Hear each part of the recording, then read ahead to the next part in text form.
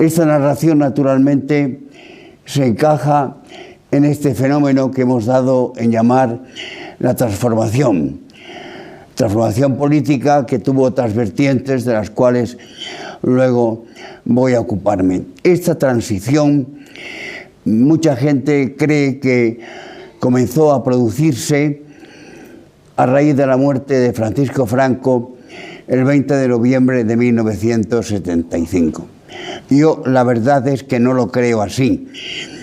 Esa transición comenzó a gestarse en unos años anteriores, años preparatorios, que se da por concluidos para poner en marcha la transición a que acabo de hacer referencia, cuando se produce el brutal asesinato del que fuera jefe del gobierno, almirante Carrero Blanco. Yo recuerdo muy vivamente, creo que con absoluta nitidez, la maravillosa homilía que don Marcelo González, cardenal y arzobispo de Toledo, pronunció cuando celebraba la misa por el eterno descanso del alma del caudillo en la Plaza de Oriente de Madrid. Al concluir aquella maravillosa homilía, me acerqué a don Marcelo, al que me unió una entrañable amistad, y le dije exactamente esto: don Marcelo, hoy, cuando el furgón desfilaba en dirección a Valle de los Caídos, hoy, don Marcelo, van a enterrar a Franco, pero mañana comenzarán a enterrar su obra. Creo que esto es muy importante, porque de este enterramiento de la obra de Franco y no de la muerte del caudillo es de lo que voy a hablar a quienes tengan la amabilidad de seguir escuchándome. Porque el pueblo español tiene derecho a saber que esta transición, con sus resultados nefastos que todos vivimos y conocemos y sufrimos, no fue fruto del azar, sino fue la consecuencia prácticamente lógica e inevitable de todo un proceso desintegrador que tuvo sus coautores, sus gestores y sus ejecutores, que son los que tienen la culpabilidad, los que son responsables de esta situación realmente dramática. Para que esta transición tuviera éxito, los coautores de la misma, primero, conocían perfectamente la psicología del pueblo español. En segundo lugar, tenían la experiencia que aprovecharon de la última contienda, de la Guerra de Liberación de 1936 a 1939, y conocían y aprovecharon perfectamente la profunda crisis de la Iglesia Católica a partir del Concilio Vaticano II.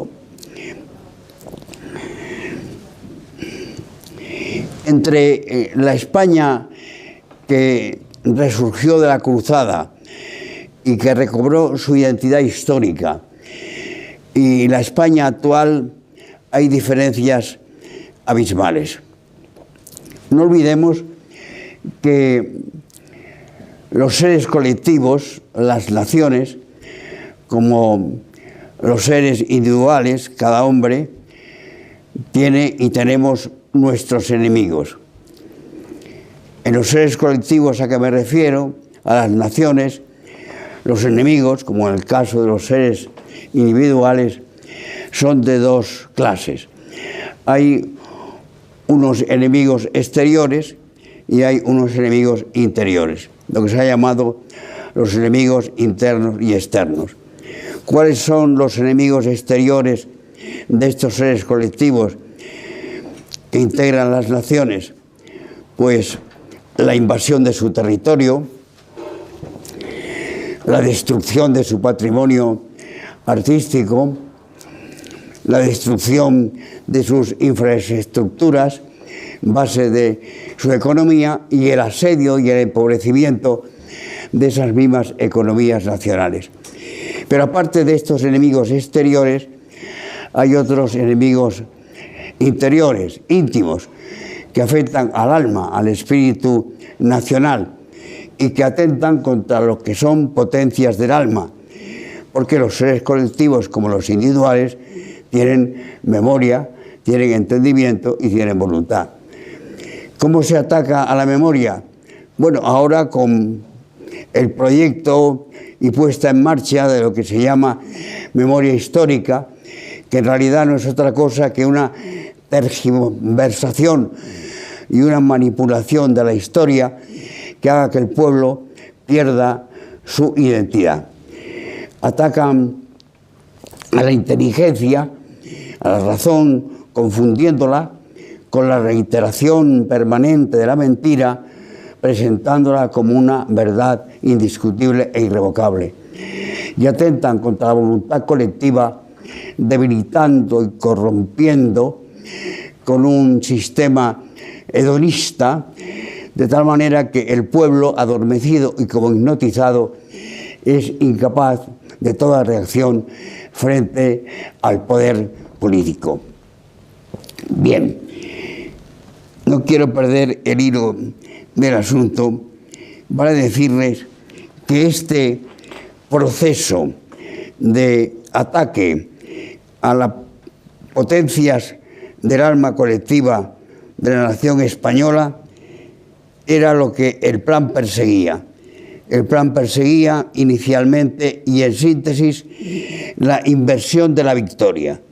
A la victoria había que arrancarle sus alas, y las alas simbólicamente significan y siguen significando la filosofía política de un régimen, es decir, lo que se trataba era de marginar, de hacer ineficaces los principios fundamentales del movimiento que dio origen a la cruzada y a un Estado nacional al servicio del bien común, para sustituirlo por un Estado con esa inversión de la victoria, inspirado y basado en una filosofía totalmente, diametralmente opuesta.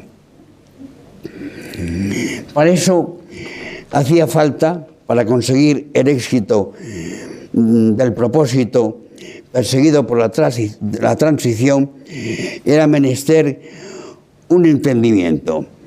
Ese entendimiento debía producirse de una parte por lo que se llamó el franquismo reformista, que ya se encontraba en el poder, y por otra parte con la oposición al franquismo, tanto el franquismo del exilio como el franquismo que ya empezaba a gestarse en el interior de España, que tenía escasas posibilidades de éxito, pero al cual los reformistas del franquismo tendieron la mano para juntos cooperar y colaborar en el proyecto que la transición política perseguía. Se consiguió ese entendimiento entre franquistas de la Reforma y antifranquistas que querían la ruptura disfrazada de reforma. No solamente se consiguió ese entendimiento, consenso, sino que la iniciativa partió precisamente de los franquistas que querían la reforma. Un ejemplo clarísimo es el del señor Fraga. El señor Fraga Iribarne, en el año 1973, en el mes de septiembre, dijo: yo soy un hombre completamente del sistema. Frase difícilmente conciliable con la que pronunció en 1977. Mi programa no tiene nada que ver con el franquismo. Nosotros somos liberales y conservadores. Naturalmente que esta iniciativa por parte de los franquistas partidarios de la Reforma no fue exclusivamente del señor Fraga Iribarne. Colaboraron con él otras muchas personas instaladas en el gobierno o en los organismos dependientes del gobierno, en la administración pública. En síntesis, no puedo citar todos los nombres, pero quiero fijarme en tres, porque estos tres ocuparon puestos muy importantes en el régimen del 18 de julio. En primer lugar, Adolfo Suárez, que no tuvo ningún inconveniente en pasar como ministro secretario general del movimiento a ser jefe del gobierno con el régimen monárquico instalado por la transición.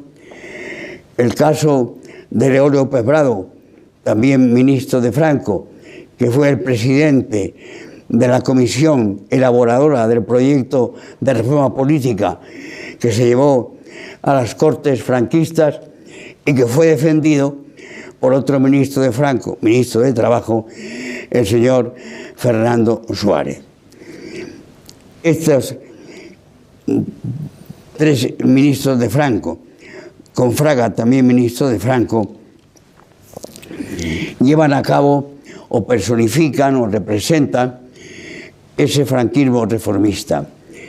Hay que tener en cuenta que Manuel Fraga Iribarne, muerto Franco, formando parte del primer gobierno de la monarquía, el de Carlos Arias, tuvo una larga entrevista en una cena en casa del señor Boyer el 30 de abril de 1976, donde con Felipe González, que era uno de los que participaban en aquella cena, convino que el proyecto de transición tendría el apoyo socialista, e incluso el propio Fraga brindó a los postres porque, legalizado el Partido Socialista, pues llegase pronto al poder bajo la presidencia del propio Felipe González. Antes de la muerte de Franco, siendo el señor Fraga Iribarne embajador de España en Londres, tuvo también una larga conversación en la sede de la embajada con Enrique Tierno Galván. De esa conversación, en la que se llegó a la completa inteligencia y entendimiento, da cuenta un libro editado por la editorial El Burgo, que se llama Fraga, Genio y Figura. Esas conversaciones con Tierno Galván se prolongaron más tarde en Madrid, en el Horno de Santa Teresa. Allí se llegó a un completo acuerdo entre los franquistas partidarios de la reforma y los antifranquistas representados en este supuesto, en este caso, por el señor Tierno y Galván.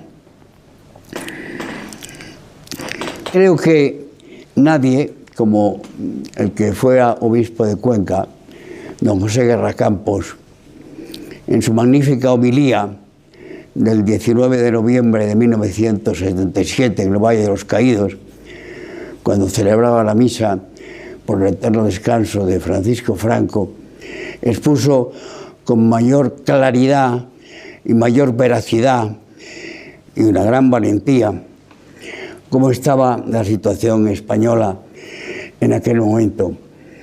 El doctor Guerra Campos hizo un análisis profundo de la situación.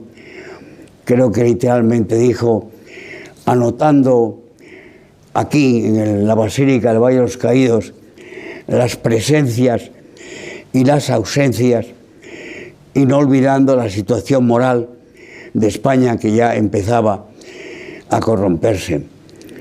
Simplemente basta con citar los títulos con que encabezó cada uno de los apartados de su maravillosa homilía, porque ahí habló, y eso sirve para que podamos detectar a los responsables de esta transición que empezó llamándose reforma, que fue una ruptura y un cambio radical del sistema, de las leyes y de las costumbres, con recordar, y vamos a mencionar los títulos, porque él habló de traición, habló de mentira, habló de adulación al extranjero, habló de indiferencia, habló de distanciamiento e incluso mirando a la sepultura de Franco, habló de los que tenían miedo al sepulcro y a lo que ese sepulcro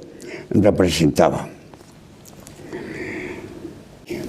Este talante de los franquistas de la Reforma, que fueron coautores con los antifranquistas del proyecto de reforma política y del proyecto de constitución, estaban traspasados de un talante que perjudicó de forma gravísima a España y puso en peligro, como lo está ahora, su futuro.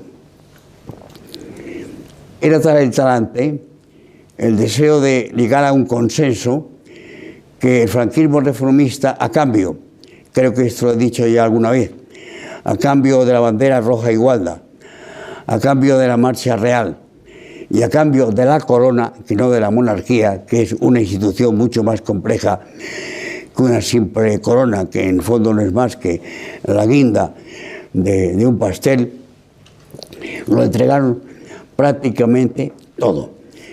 De tal manera que cuando se consigue el sí al referéndum, en el referéndum al proyecto de Constitución, y la Constitución se promulga en la Constitución del 6 de diciembre de 1978, ese consenso entre partidos da origen a una serie de ambigüedades, de imprecisiones y de contradicciones que han hecho posible lo que se llamó nuevas lecturas del texto constitucional, a cuyo amparo se dicta una legislación complementaria, una legislación ordinaria, que va en contra incluso de los propios valores y principios que la Constitución proclama. Es curioso leer los artículos de la Constitución, algunos de ellos, puesto que no puedo hacer un examen exhaustivo del texto constitucional, y lo que vemos en la legislación ordinaria y en las costumbres, es decir, en los hechos, que es realmente lo importante y lo que nos importa. He traído el texto de la Constitución, y creo que tengo por aquí, pero creo que de memoria puedo también citarlos. Hay un artículo primero que está en notable contradicción con el artículo segundo. Esto no es más que empezar. En ese artículo primero se dice que España se constituye en un Estado social y democrático, de derecho, que propugna como valores superiores en el ordenamiento jurídico, entre otros, la igualdad. La igualdad. Bien. El artículo segundo dice que la Constitución se fundamenta en la indisoluble unidad de la nación española, pero reconoce que existen regiones y nacionalidades. Quiere decirse que la igualdad desaparece desde el punto de vista de la territorialidad, porque cuando yo uso dos palabras distintas, regiones y nacionalidades, será porque no son iguales naciones y nacionalidades. Unas tienen un rango superior y otra inferior. Luego ya, de comienzo, esa unidad indivisible de España y esa igualdad desaparece con esa distinción, hasta ahora puramente semántica en el texto, de regiones y nacionalidades. Pero es que resulta que además la palabra nacionalidades, fruto del consenso, se desvirtúa, porque nacionalidad no es algo objetivo y territorial. Nacionalidad es una vinculación subjetiva del hombre con su nación. Yo tengo nacionalidad española, pero yo no soy una nacionalidad. Lo que pasa es que la palabra nacionalidad, en este caso, es una palabra torticera que encubre la palabra nación.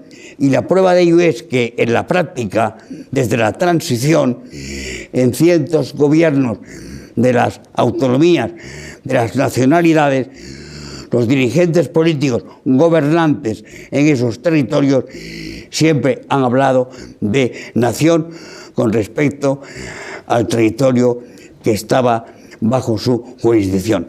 Más aún, cuando ahora se reforman los estatutos, no es la palabra nacionalidad, sino la palabra nación, la que de una forma u otra se reconoce en los textos de dichos estatutos.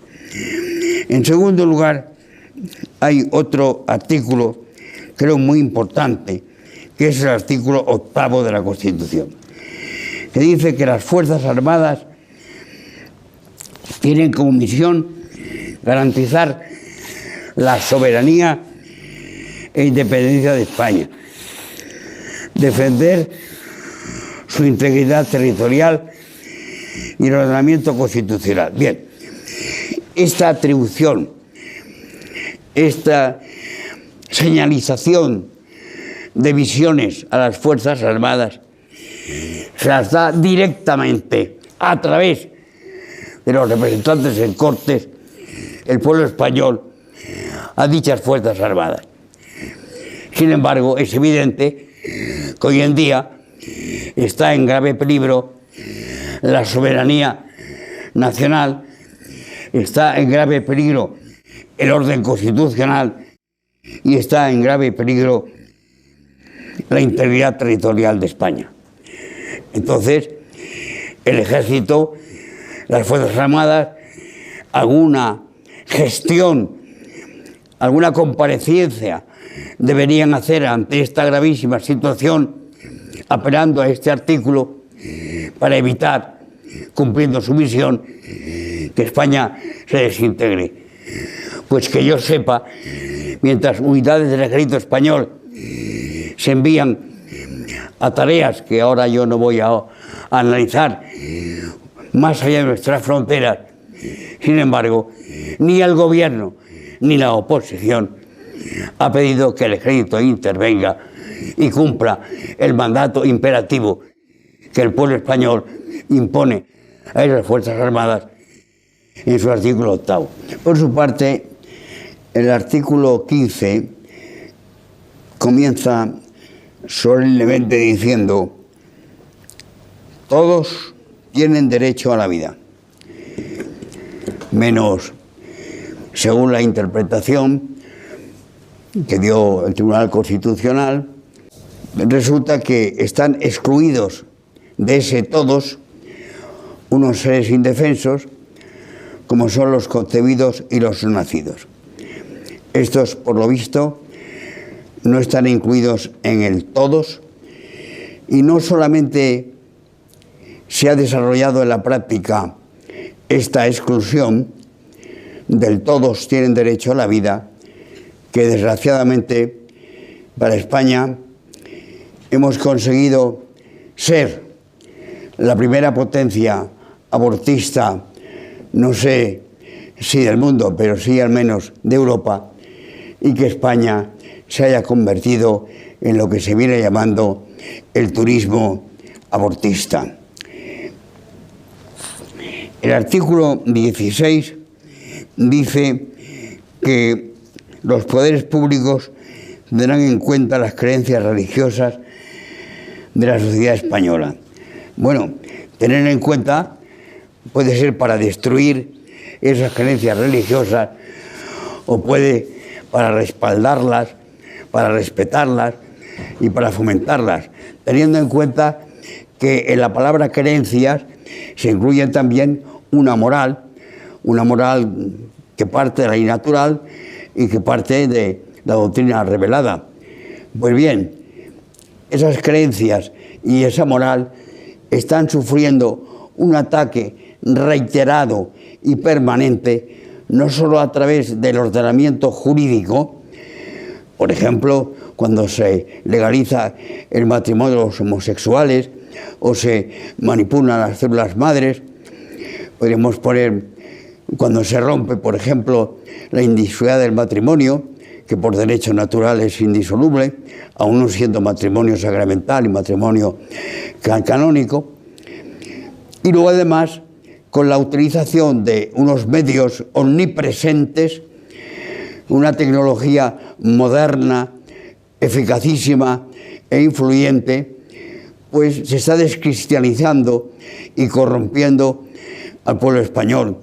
Las administraciones públicas subvencionan obras blasfemas y además una cantidad de medios a su alcance difunden una pornografía realmente soez que está quebrantando las buenas costumbres desde hace siglos de la sociedad del pueblo español.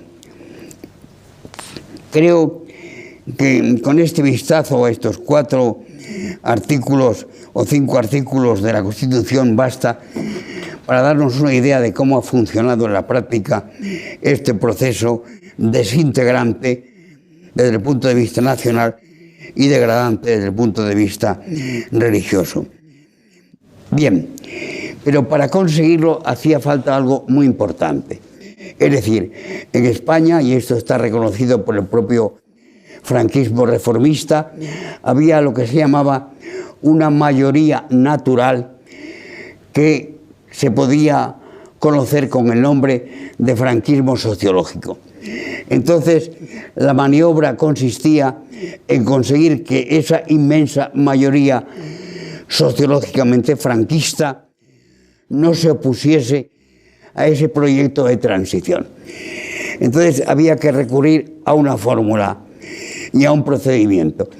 La fórmula era presentar la transición como una reforma perfectiva que se cristalizaba en una ley complementaria, una ley fundamental más de los principios fundamentales que no quedaban en absoluto afectados por la misma.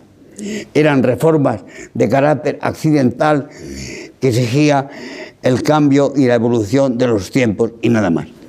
Y por otra parte, hacía falta la existencia de un partido político que yo llamo partido político disfraz o partido político alfombra, que lograse que el voto del franquismo sociológico, de forma inconsciente, sin saber lo que votaba, realmente votase antifranquismo y creación del régimen.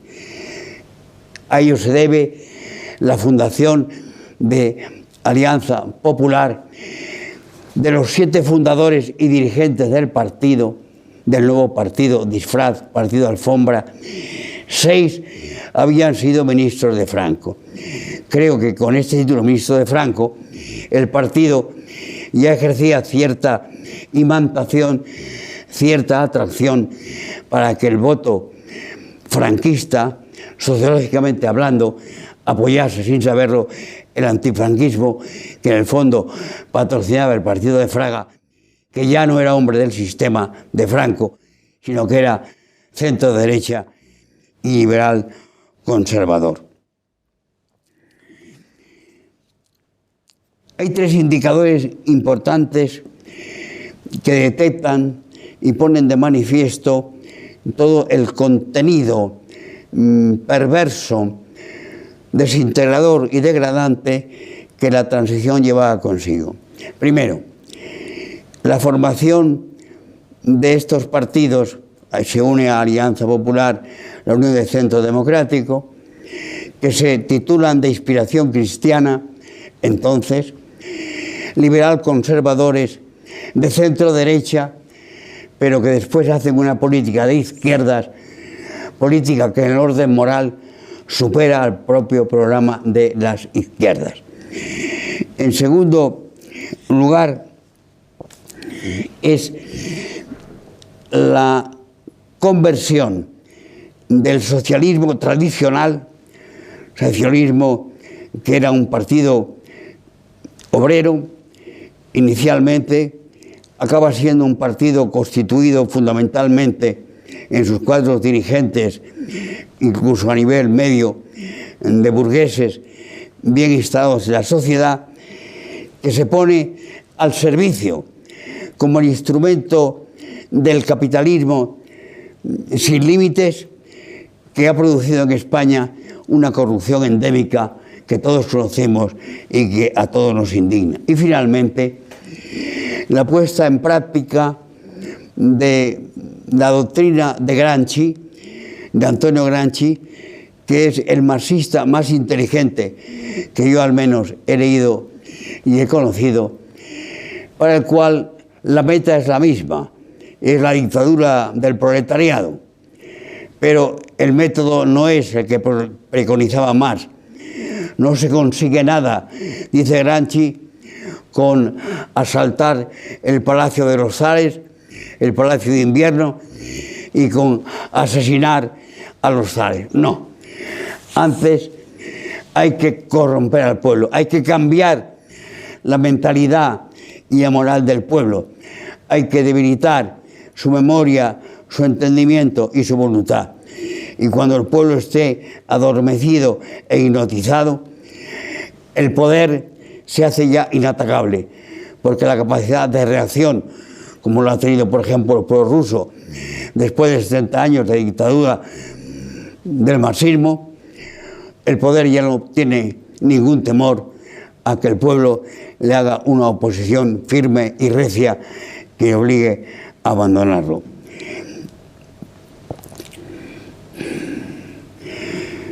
Las encuestas que conocemos, más o menos fidedignas y exactas, ponen de relieve y manifiestan cuáles son los problemas que más preocupan a los españoles, y yo no puedo, naturalmente, ahora preocuparme y analizarlos todos, pero voy a fijar mi atención de una manera breve en los que considero fundamentales. El terrorismo.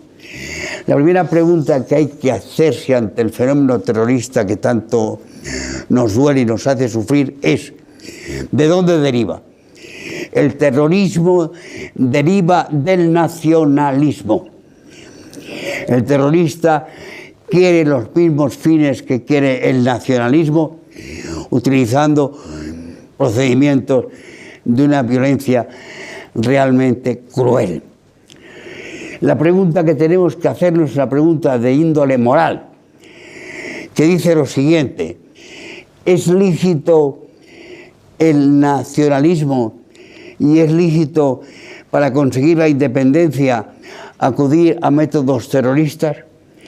Esa pregunta de carácter moral, en el marco de España definida como nación, se responde así: el nacionalismo es ilícito, y es ilícito, para conseguirlo, usar o no usar el terrorismo.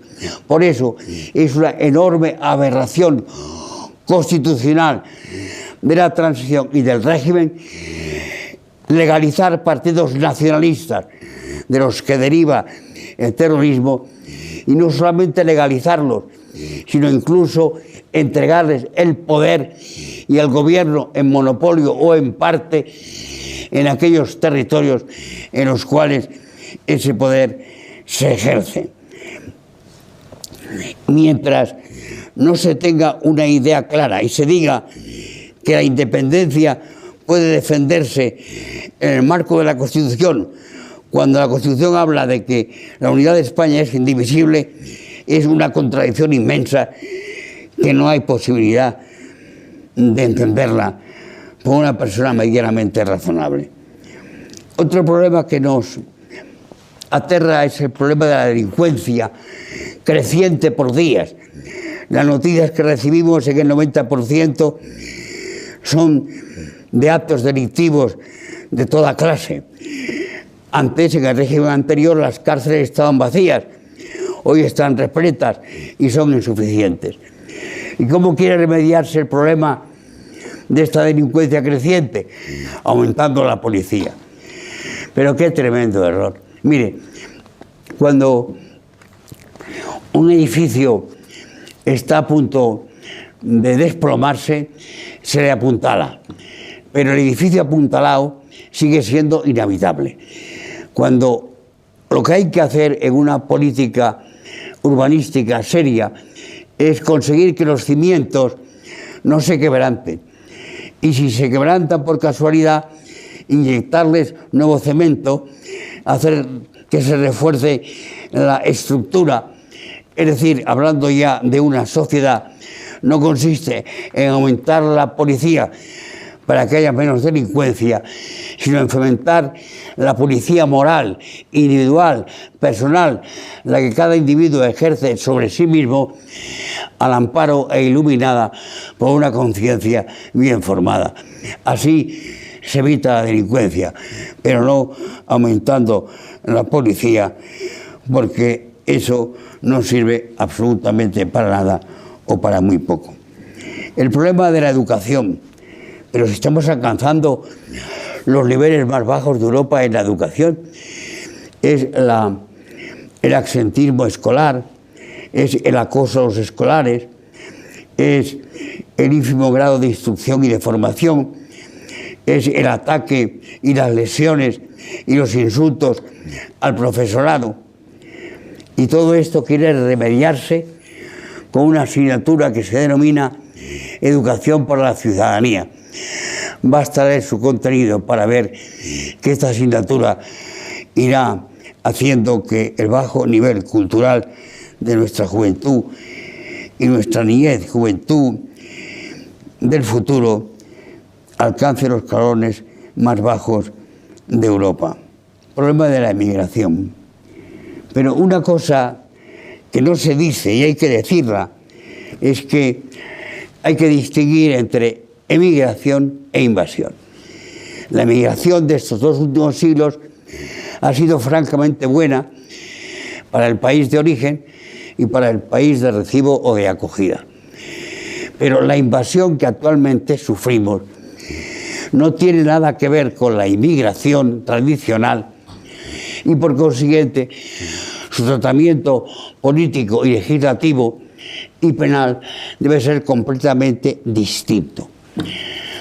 Lo que la gente o los cuadros dirigentes del país no se preguntan es por qué se ha producido este fenómeno. Yo, como causas de este fenómeno, apunto los siguientes. Primero, la descolonización apresurada. Segundo, la guerra fría entre la URSS y los Estados Unidos. Fría, pero muy caliente en África. Tercero, la imposición obligada de fronteras artificiales en países a los que también se ha impuesto regímenes democráticos para los cuales no estaban en absoluto preparados, que ha dado origen a luchas tribales francamente crueles, a desplazamientos masivos de poblaciones indígenas, a la desertificación de tierras de cultivo y, en definitiva, a las grandes hambrunas que son las que provocan esta invasión de gente que busca mejorar su nivel de vida y huir definitivamente de la enfermedad, de la miseria y del hambre. Para ello hay remedios, naturalmente. Todo el dinero que se está invirtiendo en acoger y en atender y en educar y en dar asistencia sanitaria a estos inmigrantes invasores se podría emplear con eficacia y vigilancia en crear riqueza en los países de origen, evitando así el creciente desempleo.